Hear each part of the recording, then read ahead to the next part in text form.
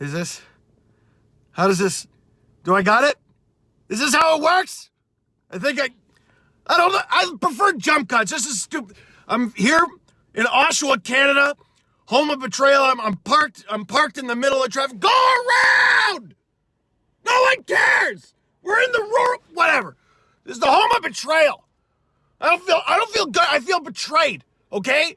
Kyle Dubas has already been a letdown, all right? He said we can and we will, and William Nylander's not signed.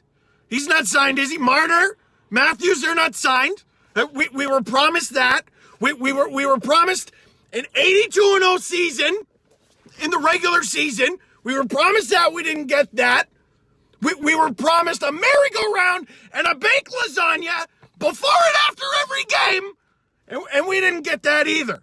I thought at very least the Leafs would win 2 cups this year and be Stanley Cup contenders, or at very least beat the Senators from Ottawa, Canada. And they couldn't even do that. The Senators don't even have Erik Karlsson. No, but who do they got? Who do they got? They got Dylan DeMello. Dylan DeMello did all right for them. They got him in the trade, and he scored a goal. Well, see, Chris Tierney. Chris Tierney scored a goal, too. That was a piece of crap. Wasn't that a piece of crap? I would trade Chris Tierney for Ron Hainsey straight up. Why doesn't Kyle Dubas do that? I don't understand. Do it, Kyle. Do it. Those 2 guys from the trade scored. I was waiting for that guy with ulcers or whatever his name. Garrett Sparks hasn't gotten a hug from Calvin Pickard in days. McElhinney's going to win the Vezina. Connor Carrick's winning the Norris. You know, that's happening. At very least, he'll lose it to Erik Karlsson and maybe even Dylan DeMello. Those are your 3 nominees. Right-handed shots are at a premium. I want to know when Kyle Dubas is getting fired for this. Okay, we can't handle this. John Tavares, they lost the game with him. He didn't even score a goal. We already know that's a mistake. Brian, I don't know how you do this, buddy. I'm screwing myself hoarse. I look like a crazy person. This team is ruining my life. Yeah. Hi. Victory puppy. I have no idea what I'm doing. This team is ruining my life.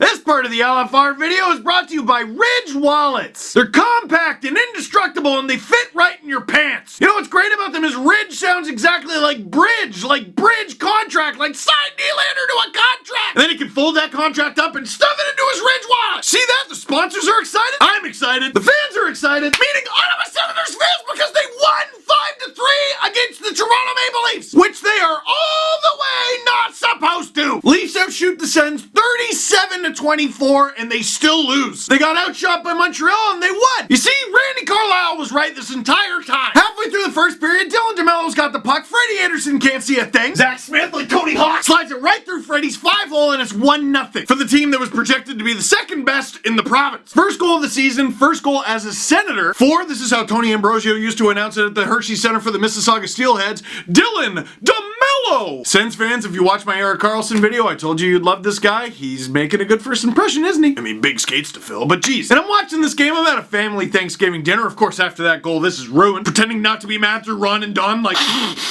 And to break the tension, someone goes, what do you think's going to happen in the second? And I said the Leafs are going to tie it within the first 5 minutes. Less than 30 seconds in, Marner, dancing shoes. Morgan Riley taps it in for his first of the season, and he looks at and points at Mitch Marner like he's a dog he recognizes. Here's a good boy, come here. Like playing with Mitch Marner was #1 on his wish list for Christmas, and he got it early. Bun 5 minutes, didn't even need 30 seconds, the Leafs tie it up. But they're not done, just over a minute in. Tyler Ennis digging it out from behind the net. Marleau to Matthews with that veteran savvy. You know, playing over a decade in the NHL, you just know things that other players don't. Should I pass to our best player or fall down? He gives it to Matthews. Snipe, hooray, he's already bored with goal scoring this year. Matthews on fire, unstoppable, long time, forever goal streak goes goes to 2 games, and the Leafs are up 2-1. But then, unfortunately, on what I think was that line's next shift, away from the puck, there seemed to be some sort of miscommunication between Gardner and Marleau. I don't know what. Zaitsev's all alone in front like little help, which is super unfortunate because Thomas Chabot with speed dekes right by Tyler Ennis. Freddie Anderson just lying there like a kid wearing a snowsuit that's too big for him and can't get up. Puck goes in, that's Hot Sam Bacho's first of the season, and it's 2-2. Connor Brown offensive zone turnover, puck goes the other way. Riley skating back like, I didn't need that second plate of turkey. Dzingel goes 5-hole on Freddie like it's something to do, and the Sens regain the lead 3-2. Time elapsed in the second period, 4 minutes and 27 seconds. So my little plan of the Leafs tying it up in the first 5 minutes went a little awry. Or as I mistakenly often pronounce it in my head when I read it in writing, Ari. I can't help that's how it's spelled. In the same way that Freddie Anderson can't help that it's October and he's doing it again. Or maybe, more importantly, he plays behind the Toronto Maple Leafs. But you know what? Let me tell you about a guy, a pal of mine. We see this pal of mine is a guy named Mitch Marner. And earlier in the game, he got a penalty shot. Sens coach Guy Boucher did not think it should have been a penalty shot because he thinks he was hit in the hip. Video evidence clearly shows him being hit in the arm. Boucher sees said evidence and then looks up from the monitor and continues to act indignantly anyway, like every NHL coach of all time. Marner on this penalty shot,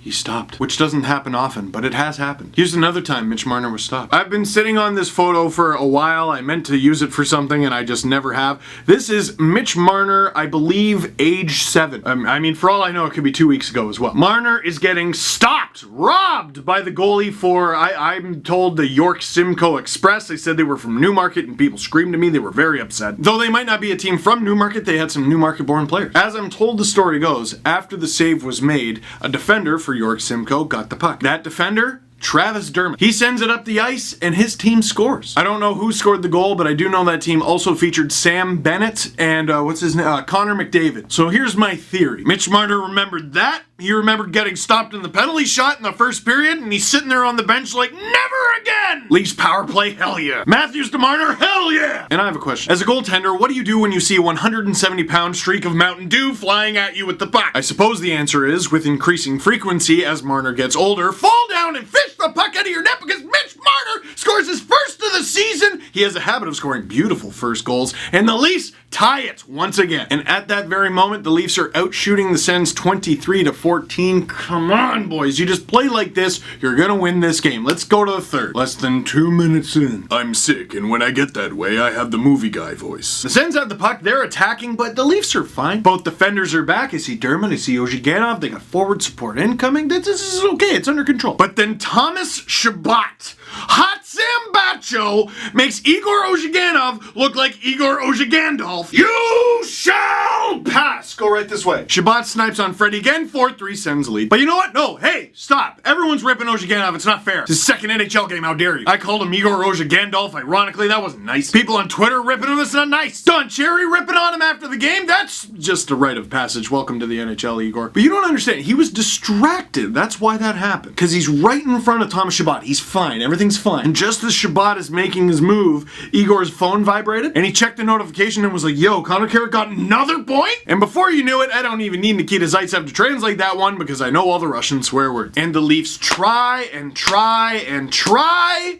and they can't pull it off. They basically had a power play for the final 3 minutes of the game. 37 shots to 24. Not to mention, looking here, the Leafs blocked 8 shots, the Sens 27. But Mark Stone gets the empty netter, that's the way the cookie crumbles, and the Leafs fall 5-3. This reminds me eerily of the Leafs loss to the Sens from January 10th of last year. Of course, that was in a different arena. That was in the Air Canada Centre. Now it's the Scotiabank Arena. But the Sens were up 1 after 1. Leafs managed to tie it. Sens score the eventual game winner past Freddie Anderson after horrible defensive coverage in the third. Leafs outshoot the Sens 48-32. Leafs once again only have to block 8 shots. The Sens block 20. Did not matter.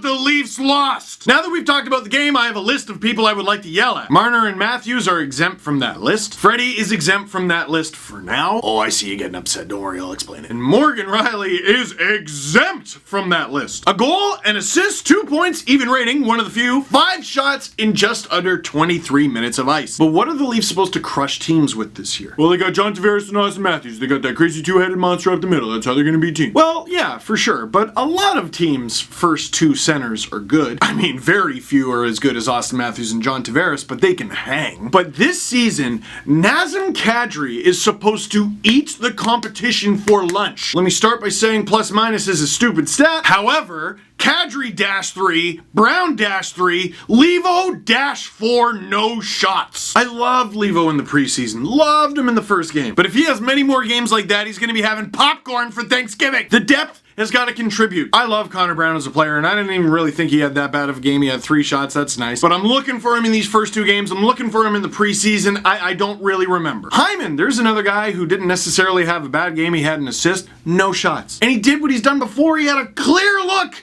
but his line mates are so good. He's like, well, I'm supposed to pass it. It's all right to be selfish sometimes. You gotta shoot those. Pointing the finger at Ozhiganov for getting spanked on 1 goal is too easy, and frankly, it's lazy. I don't know about lazy. How about this? Reactionary. And to say, oh, here we go again with Freddie in October. Did you watch the first game? The Leafs got outplayed. They don't win without Freddie. I've been yelling and screaming all video. I've been so mad, and I don't know why, because I called this. The Leafs gained Tavares, and obviously he looks great. But there are some new faces. There are a bunch of old faces who are gone. And there's gonna be an adjustment period. And I called this several times throughout the summer that the Leafs would start slow. What I didn't account for is them not even having William Nylander in this process. Look, if a Sens fan chirps you today, Leafs fans, just go with it. Let them have it. All summer long, everyone was talking about how bad they're gonna be. The Habs too. Geez, the Canucks too. Let them have this. Let them call Pettersson Gretzky and show his parents on the TV every 5 seconds. You could be like, oh, the Sens suck and that trade was stupid. Yeah, well, they beat the Leafs. How embarrassing. It's a long season, and the Stanley Cup is not won in the first week of October. Playoff spots are not awarded in the first week of October. The only thing awarded in October is pumpkin things of all varieties. The Leafs have high expectations because they should,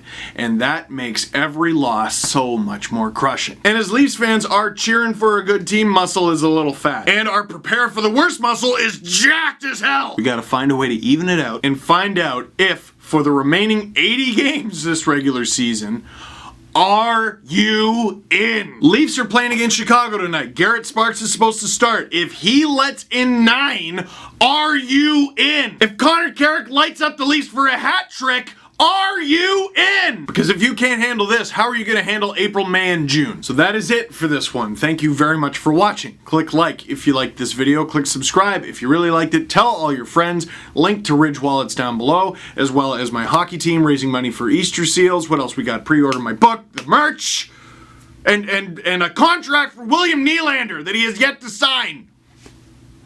I wish I had the power to do that. Actually, no, I don't. I'd be terrible at running the team.